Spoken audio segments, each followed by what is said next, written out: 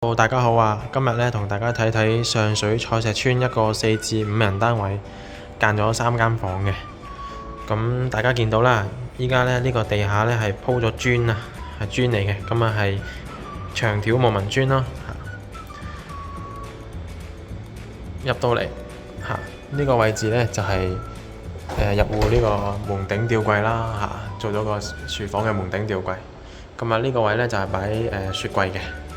咁去返呢度廚房啦廚房咧就拆晒啦，做返假天花，連埋 LED 燈2盞，上中下櫃，石台面、地櫃、調味料架係啦。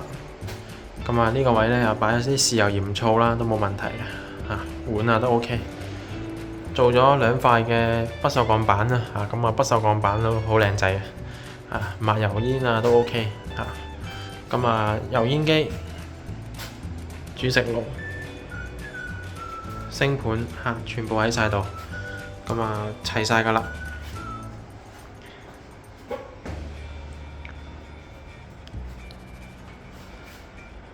咁睇返洗手間，洗手間呢就係拆咗原有嘅門啦，做返個 PD 趟接門啦，PD 趟接門。咁呢個位轉咗方向嘅。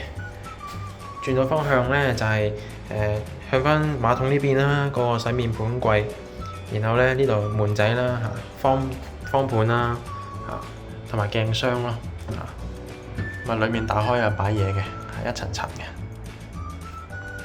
然後側邊呢度呢，仲有2隻門啦，咁都係收納嘅，打開可以收納擺嘢。好，咁睇返啦，呢邊呢就做咗呢嗰個包水喉嘅包水喉，包咗水喉啦，同埋呢個位置呢玉屏，做返個黑框嘅磨砂玉屏，然後呢做埋假天花，連2盞 LED 燈。之後睇返成個廳啦成個廳呢就係一組 L 型嘅儲物櫃連鞋櫃、獅字櫃絕對足夠收納㗎啦！一家人嘅鞋電器咩機都可以擺喺度嘅。上面亦都係打開啦，裏面係儲物空間啦，好深㗎。啲層板亦都可以自己調校嘅。下面呢啲係櫃桶啦，同埋下面呢係一層層，全部都係可以擺到鞋嘅。呢個廳呢就相當闊落啦，係啦，做咗一組電視櫃、地櫃，加埋個玻璃門櫃嘅，會有啲裝飾然後呢，成個廳前面呢度呢就間咗2間房嘅，間咗2間房啦，都係3尺床嘅。吊衣櫃入面呢有齊掛衣通、層板係啦，同時間呢，呢個位置呢就有埋個格仔櫃俾你擺一啲手機咁樣嘅嘢啦3尺床係啦，書台位都有嘅。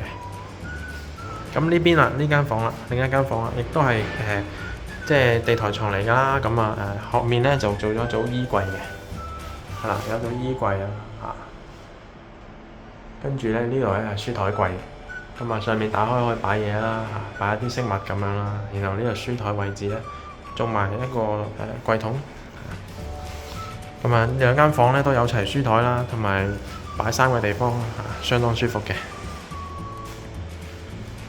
睇返啦，呢間緊房啦，呢間緊房呢就係4尺半床啦，地台床，掀開裡面擺嘢、擺行李箱都冇問題。裡面呢就做一組大衣櫃。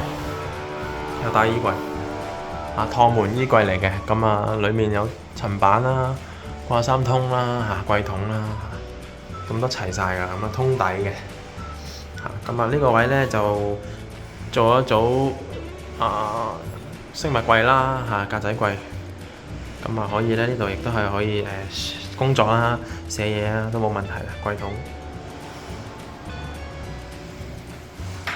咁啊，今日咧呢個4至5人單位咧，間咗3間房咧，就介紹到呢度啦嚇。咁啊，歡迎大家咧去揾我哋去做翻一個裝修嘅報價啦，同埋揾我哋去傾傾嚇。因為你最近都收咗鎖匙，咁啊需要裝修嘅可以揾我哋。多謝晒大家。